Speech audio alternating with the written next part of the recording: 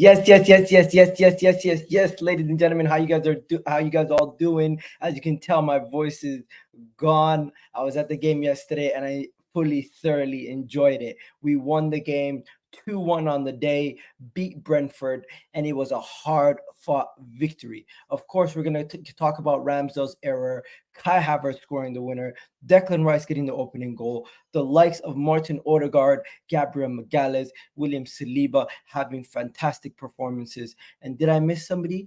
Benjamin White getting 2 assists and stealing the show. There were some shaky performances from the likes of Trossard and bukayo Saka, and we're going to get into all of that. But before we go any further, make sure you do hit that like button on the video. Make sure you do subscribe to the channel. We're on the road to 27K right now.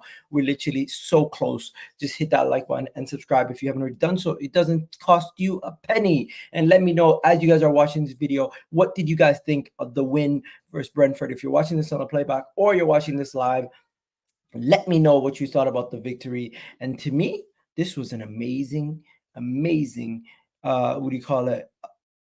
that we're on, and we couldn't mess it up. We had to win by any means necessary yesterday, and you know what? We did that.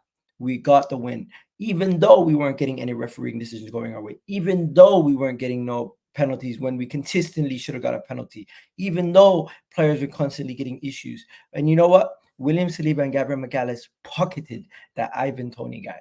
So we're going to get into everything. We're going to make sure we speak about everything right now. Before we go any further, I'm going to add my guest for today's show. I can already see some of you guys in the chat.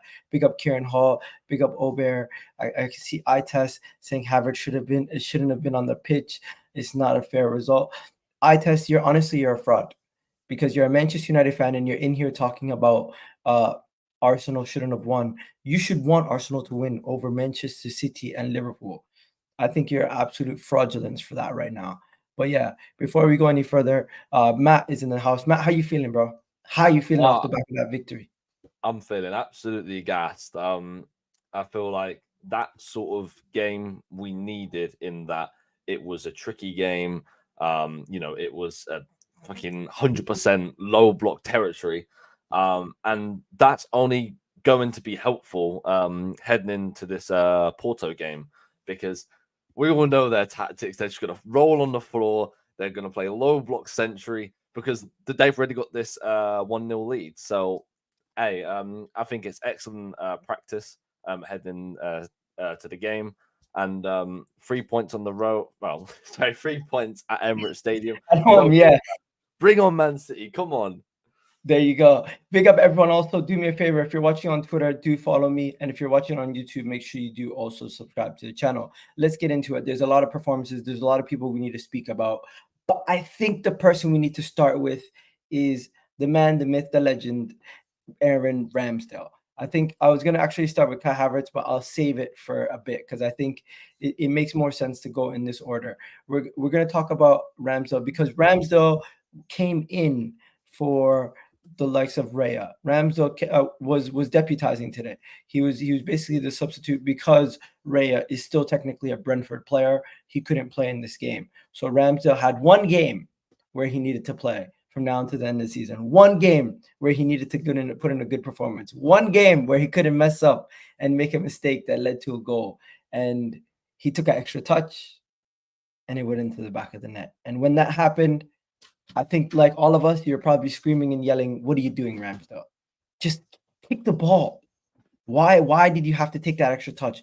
Why did you have to dilly-dally and end up costing us? That was so stupid of him." And at the time, I was yelling and screaming down the pitch saying, "Come on, Ramsdale, you need to get your head back together." And you know what? Fair to him, after that mistake, he did well. He recovered quite well, but at the time, I was beside myself. I was absolutely fuming. I couldn't even speak how mad I was. But yeah, talk to me, man. What'd you think about Aaron Ramsdale's error and that little blip that we had? So I'm quite of a pro Raya sort of person. And when Ramsdale made that mistake, I was fuming. I was on Twitter. I was saying all sorts. But what I've got to give him credit for is that mistake really made him in that second half. That mistake was the reason why he made 2 match-winning crucial saves. He was brilliant in that second half, and it reminded me of the Brentford game that we played away. He had a pretty shocking first half. Obviously, I think it was Rice who cleared it off the line. But in the second half, he was brilliant. He was on it, and I think it was the same in this particular game. He was brilliant in the second half. That save, I think it was a header. I can't remember who headed it, but that was a brilliant save. That goal was absolutely going in, and he made that his save. Brilliant. There you go. And I think, you know what, because we won, Ramsdale is going to be spoken about in a positive light. But let's not shy away from the truth. If we would have somehow dropped points, or we would have somehow not got the winner, he would have got a brunt, the big brunt of the hate, because there was no way Brentford were breaking us down. They weren't. He kind of proved Arteta right in a way that he lacks concentration, and that's why Arteta brought Raya in. But also, you know, he's not a bad goalkeeper. He's got, you know, tremendous talent as a goalkeeper, and well, you know, we saw that in the second half. 100%. We definitely did see that. But one thing that I want to come back to is he is so shameless. He is so shameless. He's one individual who he 1 second he's upset, next second you see him laughing and giggling. Like, how can you do this knee slide after Kai Havertz goal? Like, I get it. Kai Havertz kind of saved your bacon, but really and truly, he should be the last person doing a knee slide during the game. Like, hey, he should be giving Havertz a big hug for that.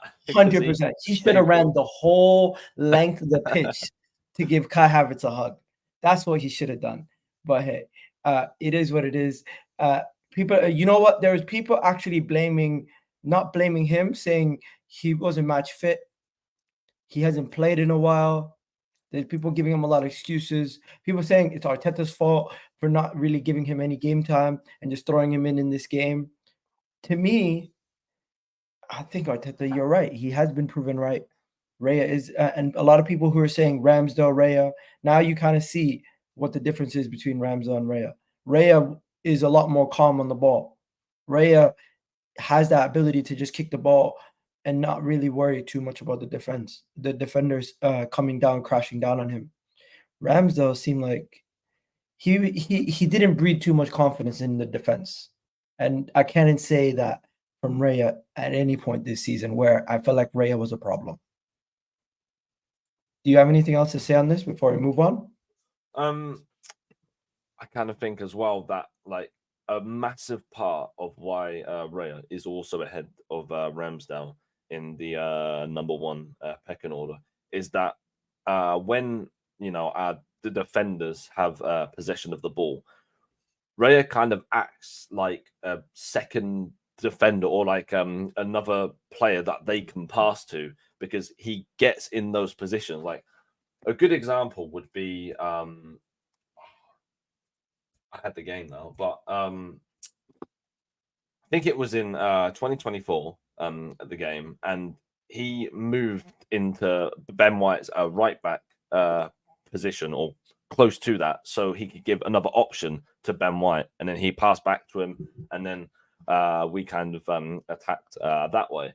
And I think Ramsdale doesn't do that enough.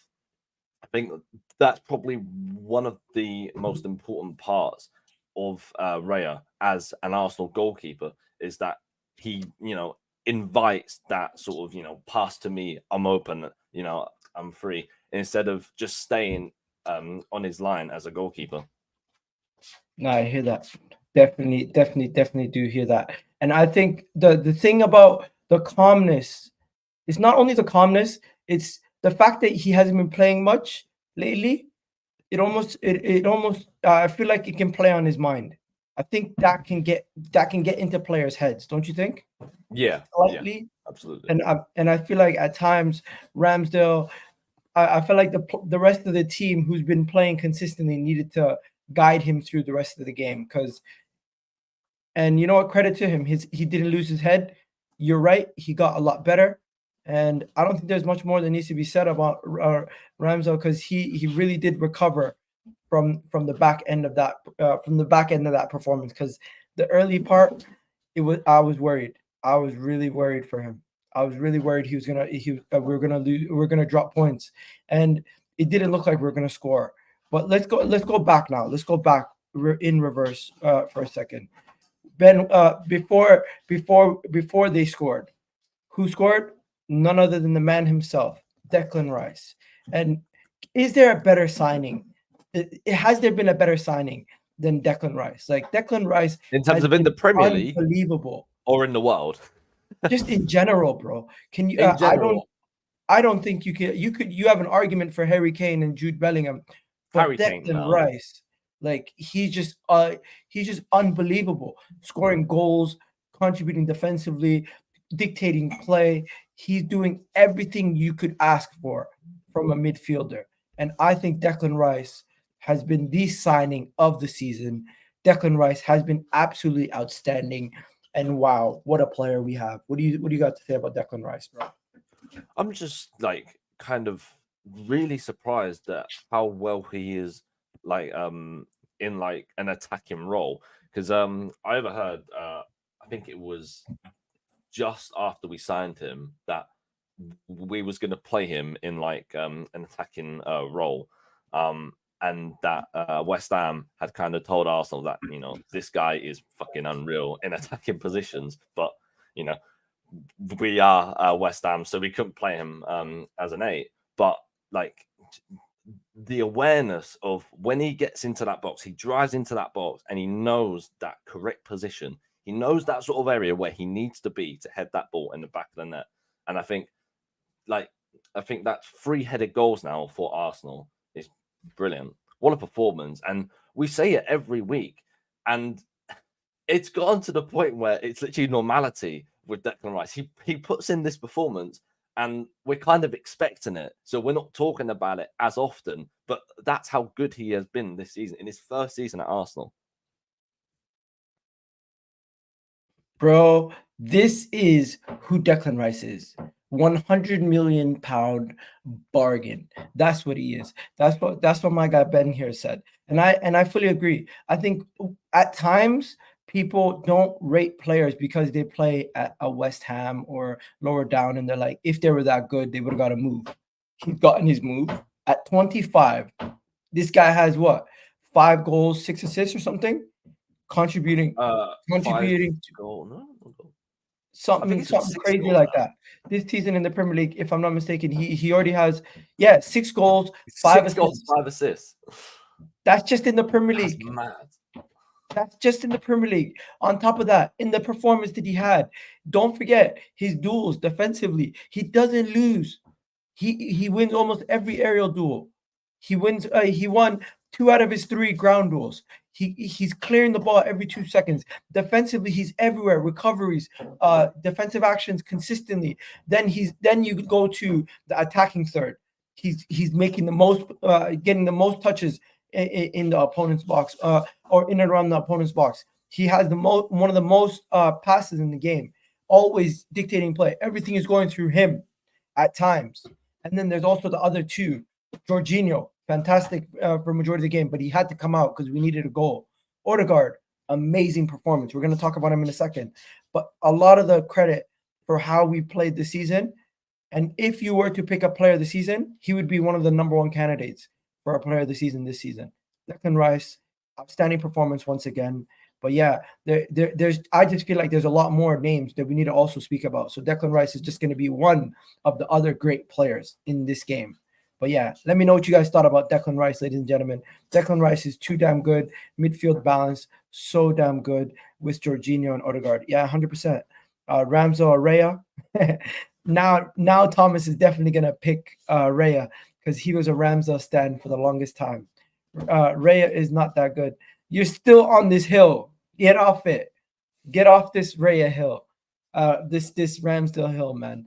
You're gonna have. See, what I would say about Ramsdale is that I do think he has the potential and the talent to be better than Raya in the future because he's younger, and he's just got like a lot of talent that I can see. It's just, that concentration lapse. I feel like if he can remove that from his game, I feel like he'd be one head of a goalkeeper. All right. So, guys, right now we got 150 people watching across all platforms. Do me a favor, hit that like button right now if you're watching on YouTube. And if you're watching on Twitter, come join us on YouTube. Egal Talks Football is the best place to catch to catch me speaking about Arsenal and all other things football. Ramsdale redeemed himself yesterday with those 2 saves. Yes, 100%. He definitely did. Now, I was going to talk about the whole back line, but I think certain guys deserve to be spoken about separately. So we're going to speak about them a little bit separately. First, I'm going to speak about the man himself. Before we get to the goal scorers and Martin Odegaard, there's just so much to discuss. Let's talk about the man himself, Ben White. Ben White, do you believe they say Ben White hates football? Because this did not look like a man who hated football. The way he celebrated, the way he cheered, the way he got forward, contributed attacking-wise with those overlapping runs, the way he defended, consistently there. I think he had one of his best performances in an Arsenal kit yesterday. The 26-year-old England international. Do you believe this guy won't be on the plane to go for the Euros? Do you believe that this guy is still being spoken about as someone who's playing out of position? He's made that right back position his. Defensively, he was on point yesterday. Offensively, he created 3 clear-cut chances, and we could have scored earlier from across from him also. And he got those 2 assists to help us win the game. Ben White, one of the man of the match candidates for the day, and just a standout performance from him. What do you got to say, bro? I mean, this is the Ben White that we knew from last season. This is the Ben White we know, and I think at the start of this season, I think he was carrying like an injury or he just weren't feeling himself. But 2024, this is his year, man. This is his year. And do you know what?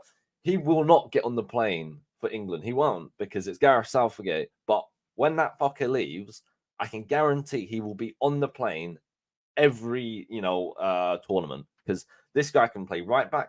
He can play centre back. He can invert. He can overlap. He can do so much. He can even play in midfield, because he played in a midfield for Leeds under Bielsa, I believe. He could play everywhere.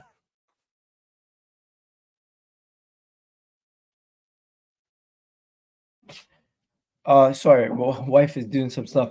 But yeah, Ben White is absolutely fantastic. We know how good he is. And honestly, that was what I can't even say that was his best performance, but it was definitely a massive, massive standout performance by him. And he deserves a lot more credit. I don't think Ben White gets enough credit for how good he was. And he was part of the people, the shithousery he does too. You gotta love the shithousery from Ben White. He is the king of shithousery. He's the king of getting people, shutting them down. And is it true? Timber will play left back. Nah, Kiwior, respect Kiwior, man. Respect Kiwior, guys. Kiwior, I don't like. I personally think he continues at left back, even if Zinchenko and Timber are fit, because you don't take out an informed player just because a better player might, play. Like, I think you've got to give him his chance, because we brought him, I think, last January, and we haven't seen much of him. But this season, we've seen a lot of him, and I'm really enjoying what I'm seeing. Like, he's really contributing with goals and assists as well, and it's just really good to see from not a backup player, but a fringe player heading into this season is now probably an important player for us. It just goes to show you that Arteta signings, we need to give them a little bit of patience, because sometimes they need to get used to how we play, or we need to get used to figuring out their strengths and how to best utilize them. Jakub Kiwior, as of late, has been a monster defensively, and he's found his perfect role at Arsenal. I think he's well suited playing this left back role. When Ben White is doing the overlapping on the right side, he's able to do the Ben White role basically and be this defensive. He's basically our version of Nathan Ake. I'm not saying he's as good as Nathan Ake, but as of late, you could have fooled me. He's been really good. So Jakub Kiwior, I think you guys need to cut him some slack, because the way he's performing right now, he's well deserving of his position in the team. and I don't think there's any debate around that. But let me know what you guys think. If you what you guys think about Jakub Kiwior. I do miss Tierney sometimes, though. Left side overlapping whip crosses. I don't think we miss Tierney because Tierney would not be able to do some of the things that Zinchenko would be able to do, and I don't think his fitness allowed him to be available for us enough. Like even this season for Real Sociedad, he's been injured too much. We're gonna struggle to sell Kieran Tierney, honestly. That's just my thoughts. I think we're gonna definitely struggle to sell Kieran Tierney. But yeah, moving on to the next person. Obviously, we're gonna save Kai Havertz for a little bit later because, of course, he was the main man that got us the winner. But we got to talk about some other people. We got to talk about Martin Odegaard. As I tweeted out on Twitter, I'm proud of the captain.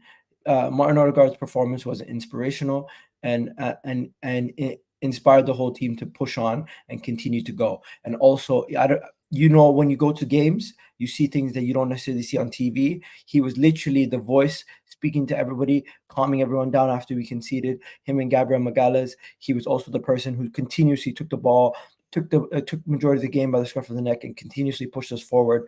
I thought Martin Odegaard was outstanding. And you know what?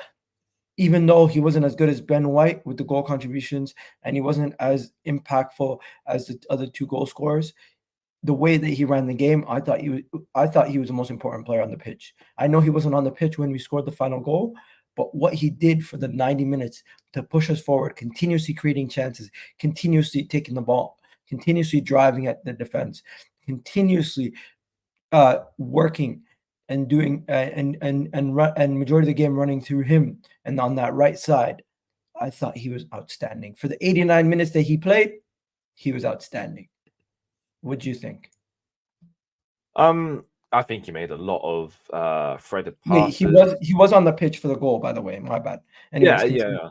I think Odegaard is just showing what he was doing last season. He's threading those passes into Saka, into Havertz, and it's just clicking. It is just clicking.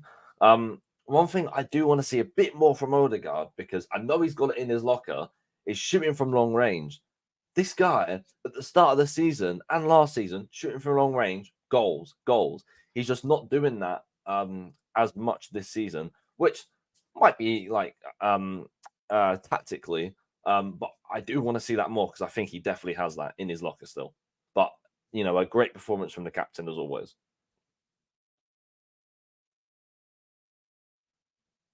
You're on mute. Sorry. He was outstanding. And we just cannot stop speaking about him. I think at this point we need anybody who doubts Odegaard to get their head checked out. That's what I'm saying. Because this guy is that good. You cannot be blind of his pure talent. You cannot be blind of how impactful he is. That's just me. But yeah, it was a shot goal that we conceded, and he was one of the guys that really, really kept us in it. Now let's go to Kai Havertz. Finally, I think it's time that we finally speak about Havertz, because Havertz is the guy that where is he? Where is it? Here we are. Kai Havertz. This man, Kai Havertz, he deserves to be spoken about in the sense that he's not a fan favorite. He's not a person who a lot of people wanted to purchase. He's somebody who a lot of people actually scapegoat for how bad, how out of form we were, how we were struggling to start the season. But now, since he's come in and he's been playing well, we have to speak about it. I think in his last 5 games, has some ridiculous amount of goal contributions. Also, the game against Brentford in the first leg, in the first tie, did he not score the winner in that game also? This guy, Kai Havertz, is playing in the midfield. He's playing up top. He's interchanging. And at this point, we need to stop this thing that Kai Havertz is not good. People were saying it for a while, And you know what? He wasn't proving them wrong.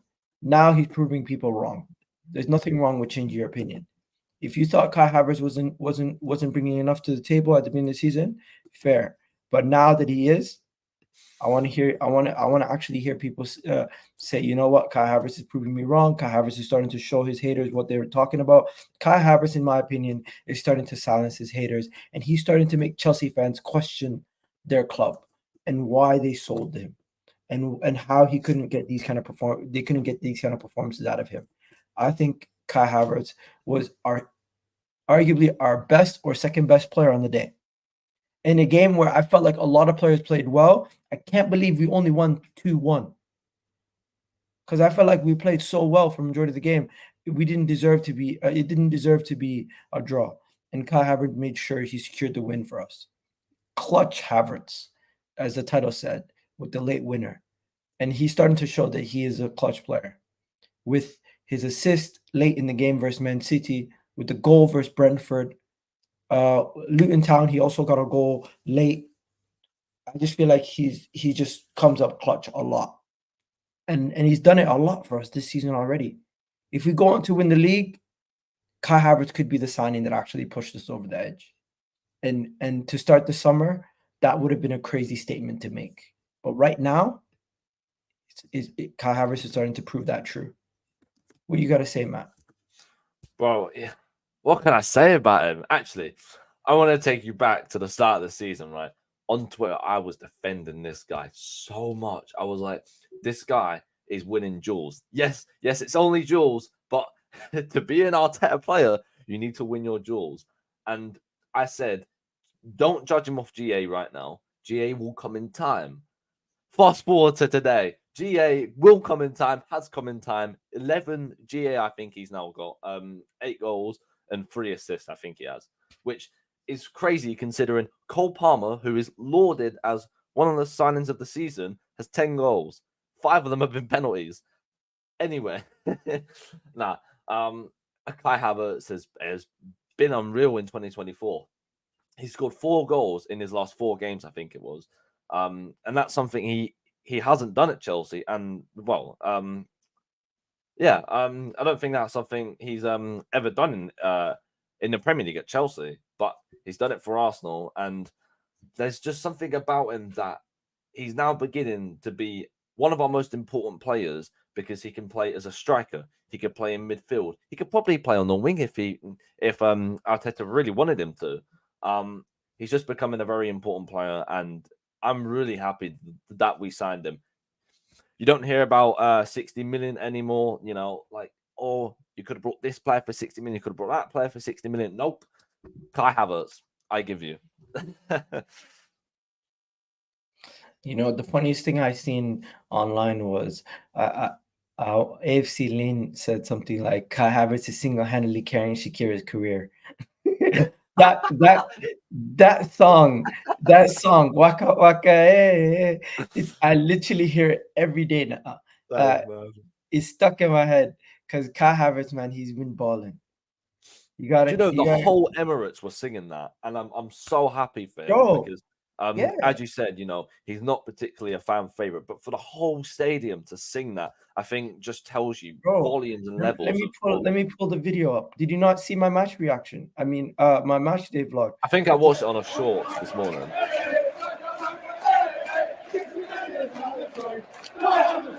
It's brilliant.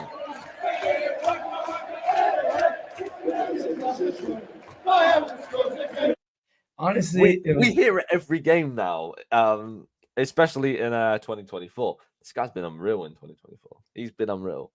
Bro, Kai Havertz, in his last couple games, he has multiple goals and assist games, in addition to winners, late contributions to help us get over the line. And it's just at this point, when are people going to start saying, you know what, we got ourselves a good signing? What does he have to do? From is it just keep this up from now until the end of the season, or I feel like people have already made up their minds they're never going to change it? What do you think? Well, I don't know what Kai Havertz has to do to please these fans because he's a big game player. and he scores late winners. Like in the Man City game, he provided that assist to Martinelli. We won that game against Man City, and he was a big part of that. In the Liverpool game, like in the 3-1 home match, he absolutely rattled Konate and got him sent off. We won that game, and he was a big part of that. I'm trying to think now. In both of the Brentford games, home and away, this guy scores the late winner. And I even said in the terrace group chat, I said, just a warning, Kai Havertz scores the late winner tonight. And bro, I can't believe it. This guy, man. Yeah, amazing. So there you go. As you can see right there, 4 goals, 2 assists. Absolutely massive. But yeah, let's shift away from Kai Havertz for a second now. Let's get to Arsenal as a whole entity. Do you know what kind of run we're currently on? 8 games in a row, I think it is. The run that we're on right now. In the Premier League. The run that we're on right now is title-winning type form. The sides that have done this before are the 2009 United team, the 2020 Liverpool team, the 2021 City team. 8 games in a row. Absolutely blasting teams. Look at that. 5-0, 6-0, 5-0, 6-0. Bro, I don't think before this season I've seen so many high-scoring games from Arsenal that I've seen in this last couple of weeks. I don't remember as many 5-0 games in Arsenal's 3-year history. Since Arsene Wenger left, how many games could we have we gotten more than 5 or 4 goals on a real? Because I feel like every season, just from my perspective right now, I feel like we have more high-scoring games in this last 8 games than I've seen from Arsenal in the last, say it, 4 years. 4 years? Is that fair? 4 years. I think that's fair. I don't know. 4 years. I don't think I've seen that many goals. Even in the Europa League, we didn't smash teams like this. Yeah. And we're still perfect in 2024. That's another thing that people don't speak about. But yeah, bro, chat to me. What could this run be the start of us actually going on to go win the league?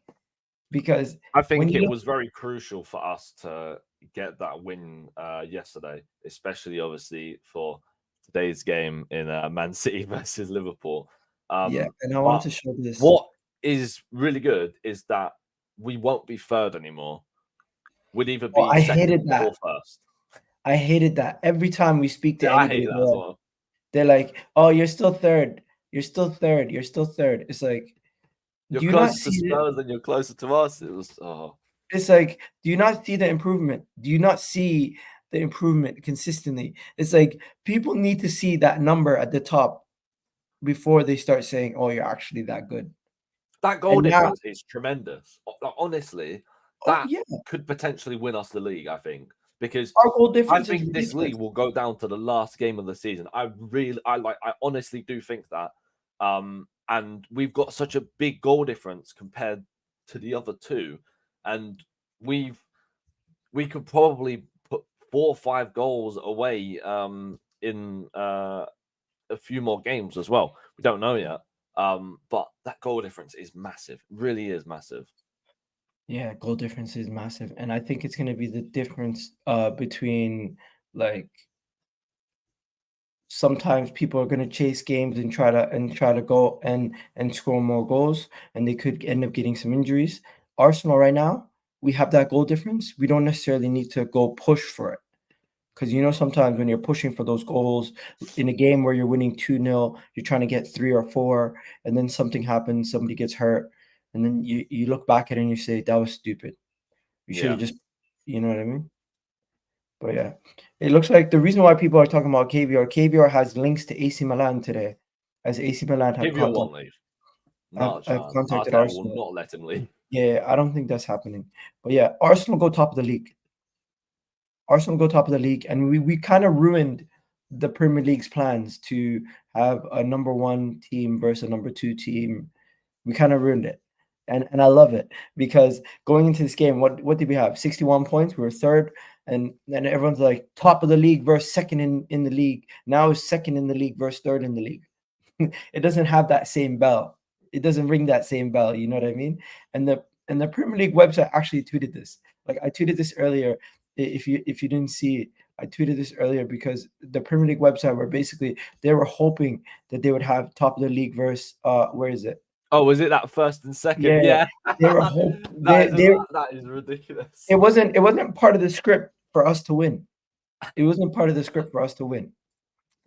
And this is why I wanted to talk about Paul Tierney. I don't really do referee stuff this season as much. I haven't really done too much. I haven't dived into referees too much this season.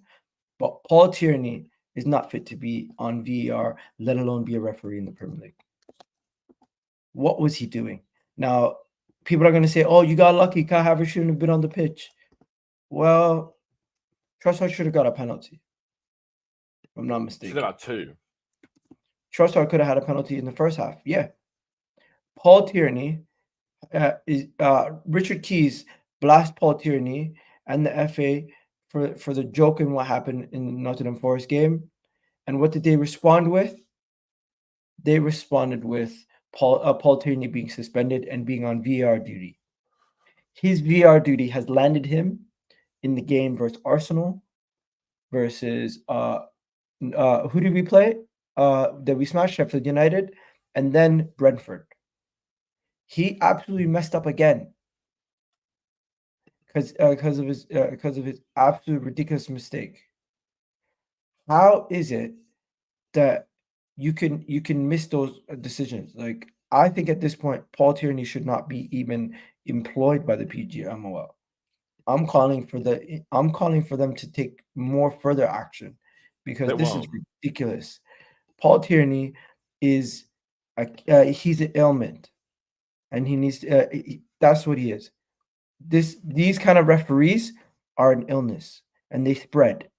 They need to be removed from their position or retrained because some of the decisions that they're making is not even right.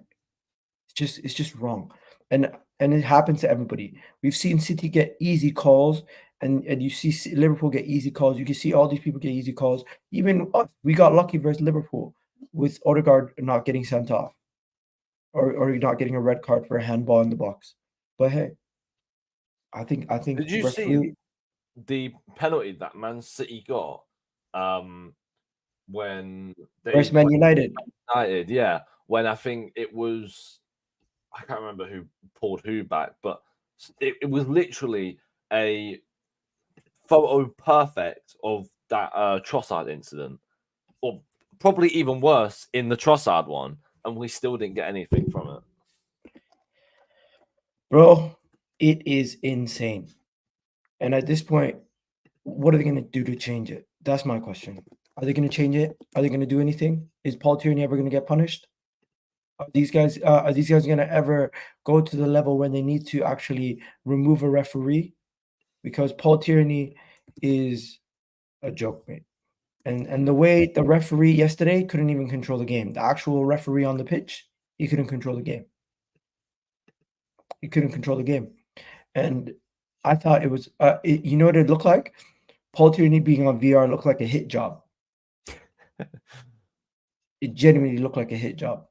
It looked like they were, because it was pure corruption. It did not make sense how some of the calls, it did not make sense. Some of the calls did not make sense.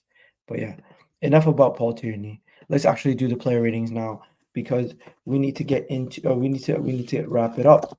So let's get into Arsenal player ratings. The way we're going to do this. Also, I couldn't believe that Gabriel Magalhaes didn't score a goal yesterday. Yeah. His performance yesterday was outstanding. We're going to talk about him and Saliba in a second when we do the player ratings. I felt like they deserve a shout out. They definitely deserve a shout out. But yeah, let's get to player ratings versus Brentford because I thought the player ratings were really good. I thought we were really good overall. We did everything. We needed to do to get the win. But wow, boy, did we make it dramatic. Boy, did we make it dramatic. The drama. Did you like the drama off the back of winning all those easy games? Did you enjoy the drama? Oh, I don't know, because like, I mean, it was a perfect game for our next game. That's probably what I'll say. But I prefer to win like 3-0 at halftime, and I'll be like, "Yep, we can rest our players." But I mean, Yeah. as long as we get the win, you know, it is what it is. Yo, I was expecting 5-0. So I can't believe you. I literally said, I think it was on the terrace. I said that this will not be an easy game, but I don't see us struggling. Like, I thought it was going to be we a 3-0 struggled. win. We struggled. Like, We definitely struggled. We definitely struggled. Talk about this fraud. Who's the fraud? yeah, it was fraud. Oh, they're saying talk about Saliba and thing. Both posted. Yeah. Them wanting Ivan Toney. Yeah, they definitely. You know what? We're gonna actually get into player ratings, and we're gonna spend some time on each player separately in that segment. So first, Ramsdale. What are we giving Ramsdale out of 10 in this game? I thought Ramsdale's performance overall was shaky, so I doesn't think I give deserve him a a high 7. rating.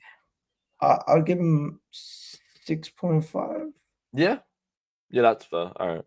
6.5, I think is fair. I think the Yeah, reason why being obviously the error, but after that he was quite spotless. So give him a 6.5. I think that's fair overall performance for the likes of Ramsdale. Ben White, 9. I I give think Ben White an 8.5 or a 9. Yeah, the reason why I'm giving him a 2 9, assists. 2 assists, defensively on point, offensively contributed to help secure both the goals, and he just was outstanding for the whole 90 minutes. And his shithousery also is amazing. Jakub Kiwior, if I'm gonna give the rest of the guys high Definitely. ratings, I'm gonna give Kiwior an 8. I don't think he Okay. did anything wrong defensively. We didn't concede because of his error or anybody else's errors. He was solid for the 90 minutes, and he was another guy who, you know what, aerial duels, I didn't think he was that bad. I'll give it to him. Gabriel Magalhaes. Him and Saliba both should get 8.5s.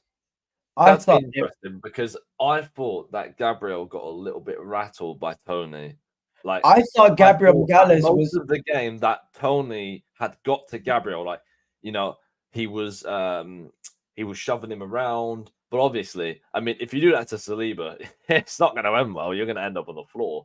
But Gabriel, I felt like struggled a little bit with Toney, but towards the end of the match, I felt like he had him. no. Gabriel Magalhaes, William Saliba both No, pocketed come on, that. Egal, They come on. both they pocketed Ivan Toney. The defensive duo that Arsenal have with Gabriel Magalhaes and William Saliba, they are the best centre back partnership in the Premier League. No debate. No debate for me. And I'm giving both of them high ratings. So I'm thinking 8s or 8. I'm going to give them both 8s, but only because the separator between them and thing is because he got the 2 assists. But their performance defensively, they headed away every ball. There was a segment where the ball was just getting hoofed, long ball every 2 seconds, and they were heading it away. And whenever they tried to get in behind, Gabriel Magalhaes would slip the ball away and then clear it. Saliba would slip the ball away, clear it. And if I were to say who is better out of the two, I actually thought Gabriel Magalhaes was better because he was the more aggressive one, who was more physical with the guy, and he was the one that was dominating. William Saliba in the first half was kind of getting outmanned a little bit. A couple headers were lost to Ivan Toney, brought the ball down a couple times. I thought, being there visibly seeing it, I thought Gabriel Magalhaes was the better player. And don't forget, Gabriel Magalhaes had a ridiculous run early in the first half also, where he almost got an assist. He went from the whole back line all the way to the front and almost got an assist. Mental. But hey, that was me. I'm giving them What I both do want to say on Gabriel high is ratings. I think he's been our best defender this season. Gabriel Magalhaes. Yeah, Yeah, I best agree. defender this season. I agree. I think he's been one of the best defenders, and William Saliba gets higher ratings because people rate him higher as a player. Rival fans need to start rating Gabriel, because 100%. He's an underrated player, and to Arsenal fans, he's not underrated at all. We rate him so much. No, but to that's how it's rival always fans, going they to be. don't rate him. That's how it's always going to be, mate. That's how it's always going to be. Jorginho, 7 out of 10. I thought it was a solid performance. Nothing negative. Nothing to say he was terrible or anything like that. I'm not saying he's terrible. I'm just saying there's just so many other people who had such great performances. Jorginho didn't really stand out for me, and he was really good, but a lot of people were also good in the game that I'm going to be giving higher ratings. So to give him more than a 7, I feel like would be mad. And what did I give? He did have one moment in the game Ben where White. I gave, to be fair, I gave Ramsdale a 6. So to give him a 7, I think it's fair. Yeah. He did have one moment in the game where it was a sensational pass to Kai Havertz, and obviously Kai Havertz chipped it wide. Yeah, that Kai Havertz missing that chance really frustrated me. Yeah. Declan Rice, you know what? Even though he got the goal, I'm going to only give him an 8. Reason being, I thought he was amazing. I thought he played really well. I thought he was dictating play, pushing us forward, breaking down everything that you needed to do defensively. The only reason why I'm separating him and the likes of Ben White, Kai Havertz, and everybody else, I just felt like Kai Havertz, Ben White, and Odegaard were more integral to the attacking third and everything else, where Declan Rice's job, he did his job to a T. An 8, I think, is a very fair rating for his performance overall. I'd probably go 8.5. Why is that? Because he scored the goal. He scored a goal. I know, but 8 is still really good. But to get into that area that he did, not many players run into that area and even score. You know what? I'm gonna let you overrule me on this one. No problem. 8.5. That makes sense. But I was just gonna go 8. Let's go to Martin Odegaard. Am I crazy to give Martin Odegaard a high rating? I thought Martin Odegaard was one of the if there was any way that we would have drawn that game, Martin Odegaard still would have left that game with his head held high, because he did his job as a captain, led the team by example, and anytime we needed anything to push forward, he would come, grab the ball, take the game by the scruff of the neck, push on. And if you go to the games or you've ever been to a game, you know how much of a vocal leader he is on the pitch. You might not see it on TV, but on the pitch, he's actually quite vocal, telling people where to go, telling people when to press, who to press, when to stay, when to go, when to do what. Martin Odegaard, captain's performance. I'm proud that he's my captain. I'm giving him an 8.5. What are you saying? With Odegaard? Yeah. I think 8.5 is fair, to be honest. I don't think like he was, exceptional for a 9+, but he put in a very, very, very good performance. Yeah. Bukayo Saka did not have his best game. He was really quiet. I'm gonna give him a 6.5. Yeah, 6.5. Yeah. They doubled him, tripled him the whole time. He couldn't really get into the game. First half, he didn't really he did put in a couple crosses. Second half, tried to put in a couple crosses, but really nobody was in the box to tap in the goal. Every time he got a good chance, he created something, no one was in the box. Yeah. It was very frustrating. But hey, Bukayo Saka, I do think not his best game. Not his best game. Still think he's potentially ill. Nothing wrong with Bukayo Saka not having the best game. That's when you need other people to step up, but just not his best game on the day. Trossard is just not better than Martinelli. Let's stop this compare. When we compare Trossard and Martinelli, Trossard is just not as good as Martinelli. Trossard is good, but we seen yesterday that we kind of missed Martinelli in that game. Martinelli brings a different element to what Trossard is, and Trossard couldn't really. Gets a 5 for Trossard is somebody who shoots a lot and gets, and where before we'd be like players don't want to take chances. He takes chances, but when they don't come off, and when he also gets opportunities to go 2-on-1, 3-on-1, clear on goal, and you're not capitalizing your chances, he gets the lowest rating out of everybody for me. That Ramsdale absolutely threw that to Trossard, and Trossard just messed it up. Like, I Yeah. can't help but wonder if that was Martinelli, that would have gone in the back of the I net said that. because I he said would have that. controlled that. And I said that exactly when that happened. And if you yeah, watch my match vlog, Trossard was the player who I was saying was cooking. He's so close. He's so close. He's gonna score, but he never came. end So product just went there. I'm gonna give him a 6. They're giving him 7.5s. Yeah, I'm giving him 6. I thought he was quite poor. He should have got a penalty though. Fair enough. Kai Havertz 9.5. 9.